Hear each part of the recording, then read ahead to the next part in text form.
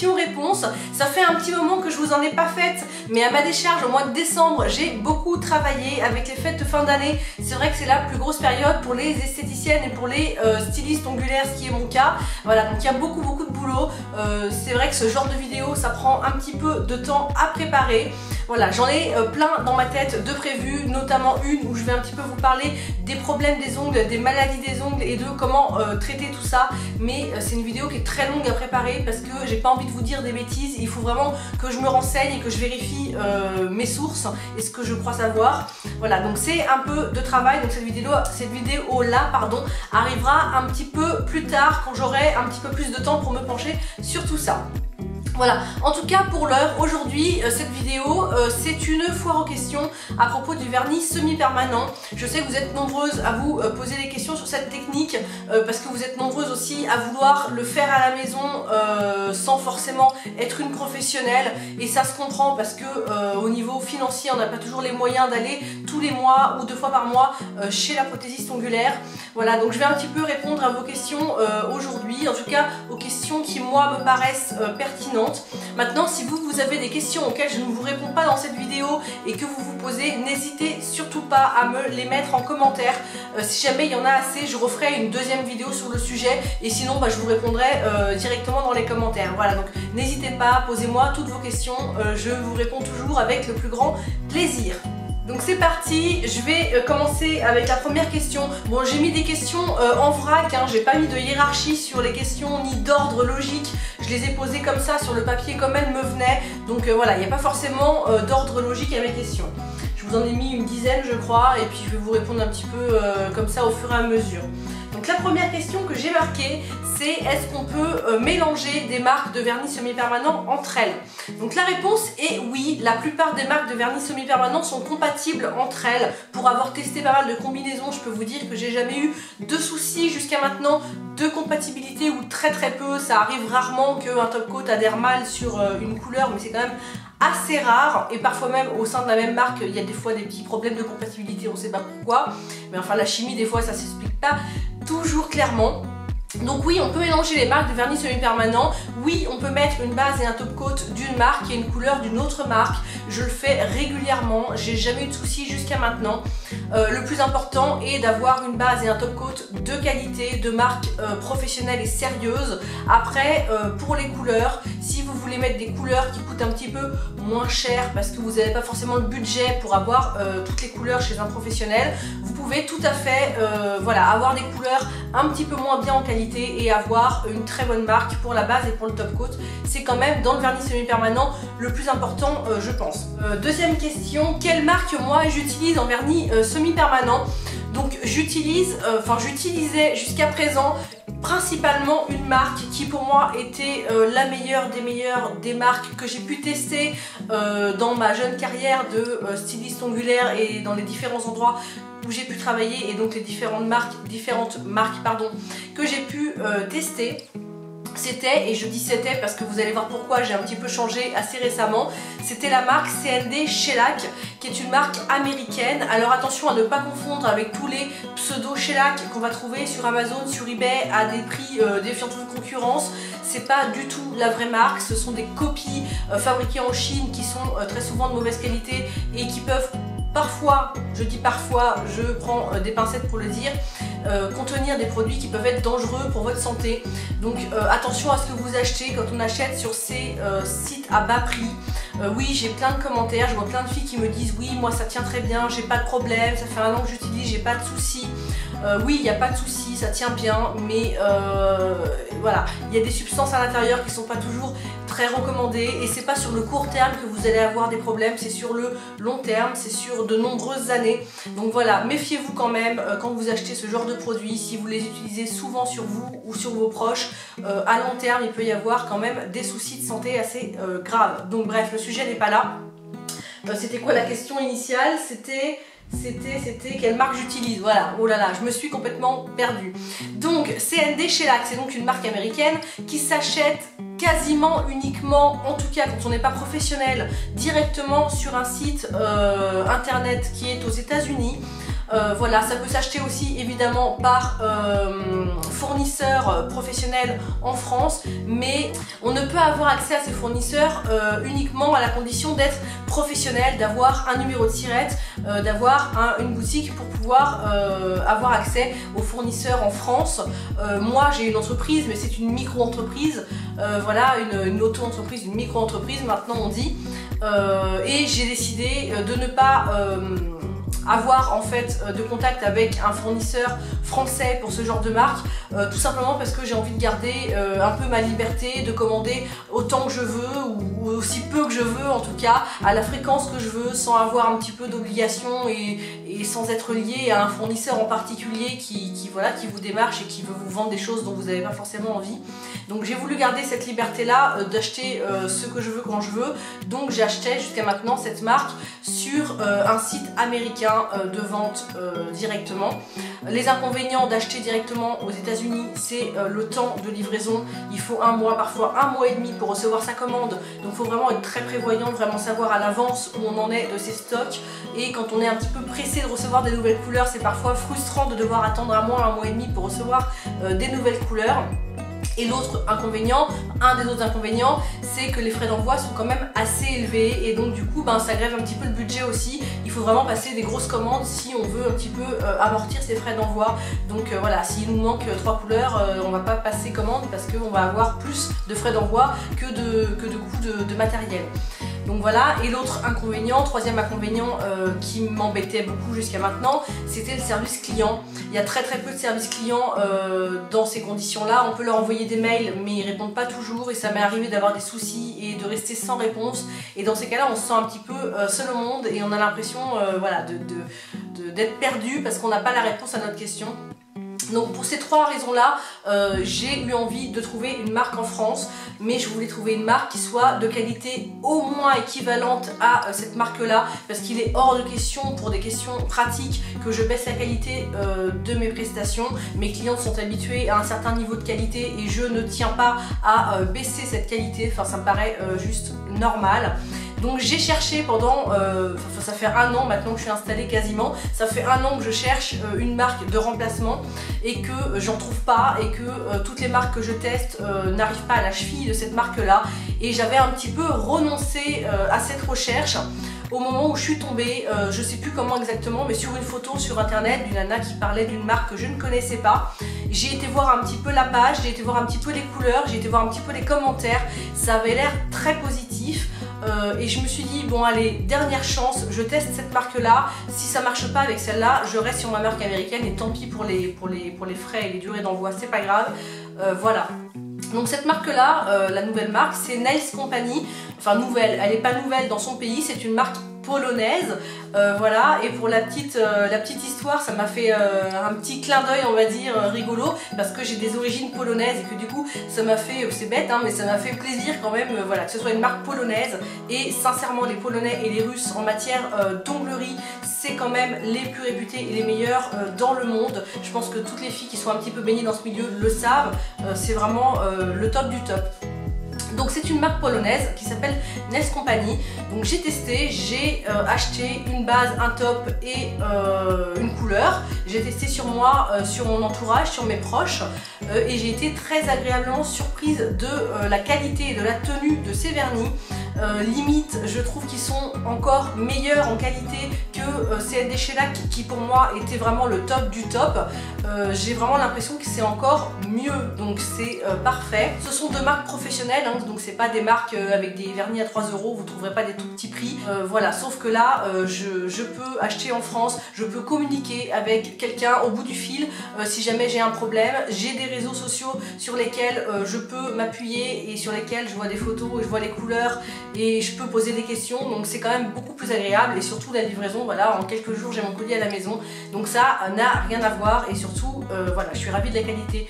Donc ces marques là, c'est les marques pour moi les meilleures à ce jour. Voilà, la réponse était un petit peu longue, hein, je suis désolée, mais j'avais des choses à dire. Donc ensuite, question suivante, est-ce que le vernis semi-permanent abîme les ongles? Donc j'ai répondu très longuement et très précisément à cette question dans la dernière vidéo question-réponse que j'ai faite, qui s'appelle, je crois, dois-je laisser respirer mes ongles ou de temps en temps ou un truc comme ça. Je vous la mets de toute façon en lien quelque part, donc vous pourrez aller la voir si ça vous intéresse, où j'explique dans cette vidéo vraiment précisément de quoi est composé un ongle, comment c'est fait et pourquoi un ongle ne respire pas et pourquoi le vernis semi-permanent n'abîme pas les ongles.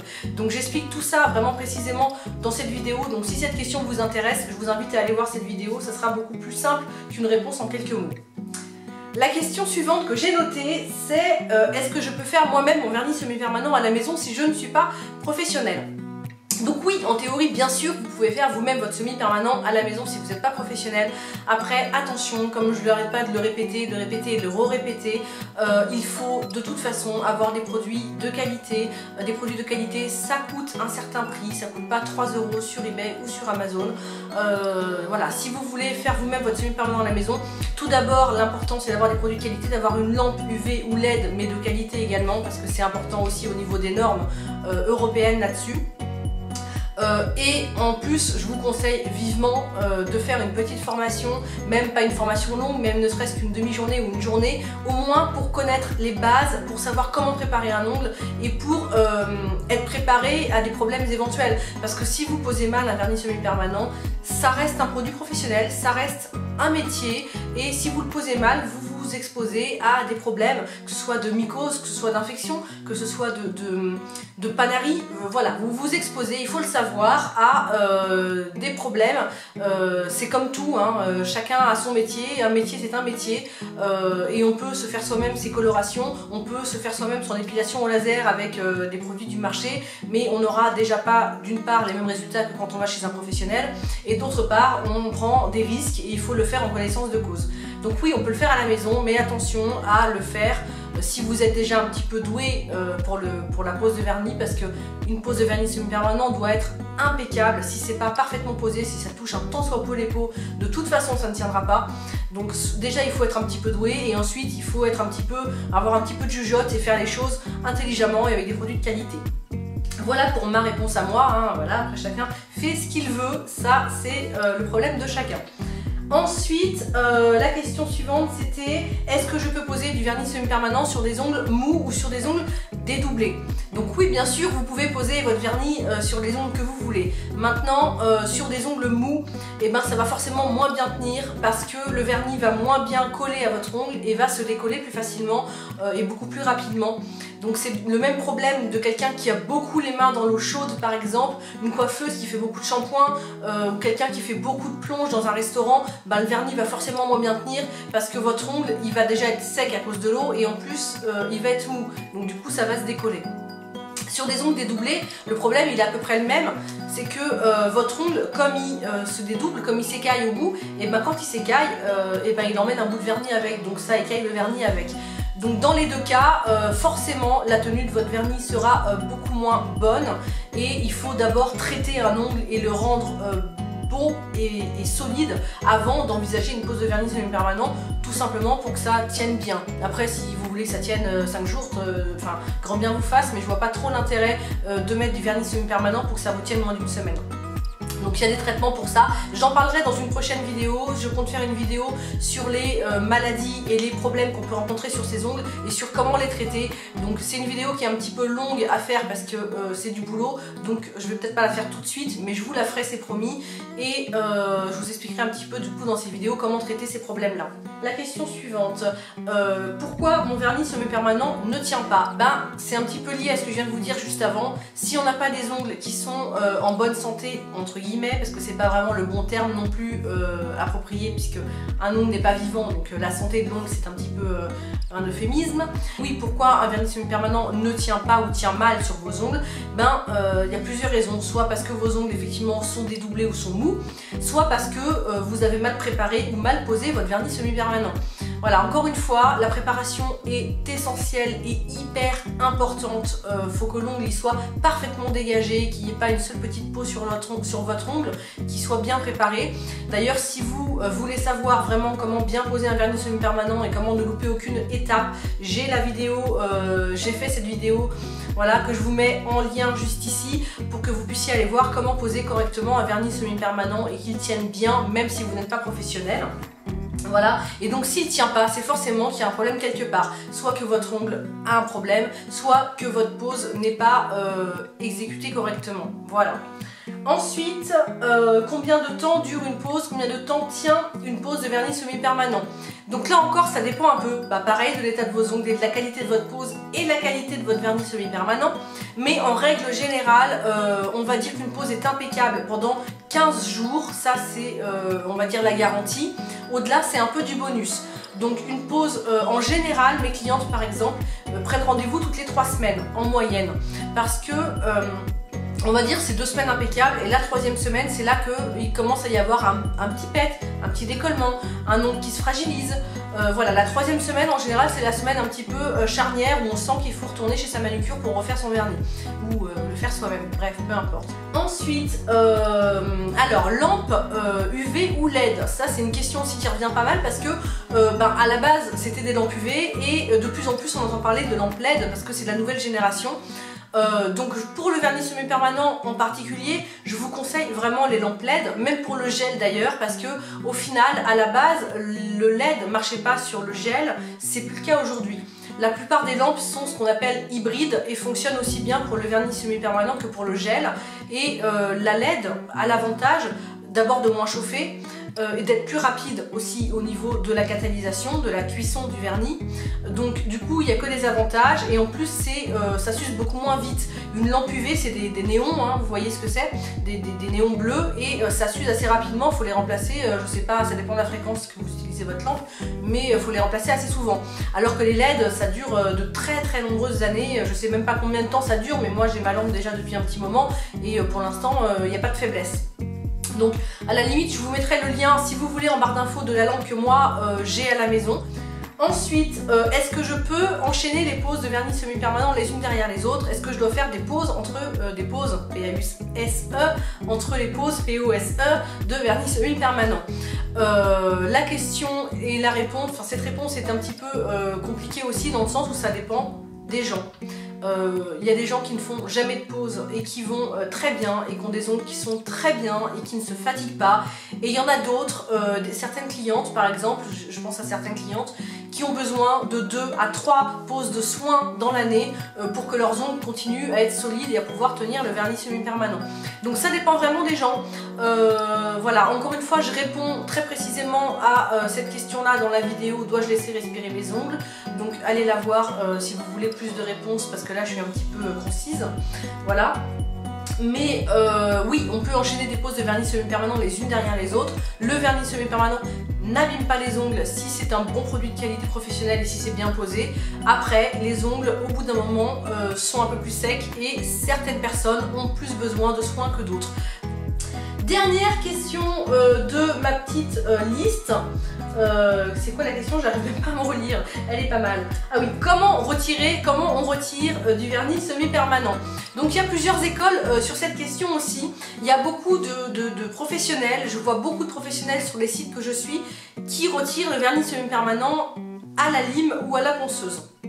Donc oui, ça peut se faire en effet, mais personnellement je ne vois pas l'intérêt de faire ça parce que le gros avantage du vernis semi-permanent c'est que contrairement à du gel, il part avec de l'acétone, avec du produit. Donc c'est quand même un des gros avantages du vernis semi-permanent, donc je vois pas trop l'intérêt de y aller à la lime ou à la ponceuse électrique. Si ce n'est pour gagner du temps, parce qu'évidemment c'est plus rapide de le faire comme ça que de le faire avec les petites papillotes d'acétone. Voilà, mais je suis pas forcément pour ces techniques là. Je vous expliquerai plus en détail dans une autre vidéo aussi pourquoi je suis pas pour cette technique là.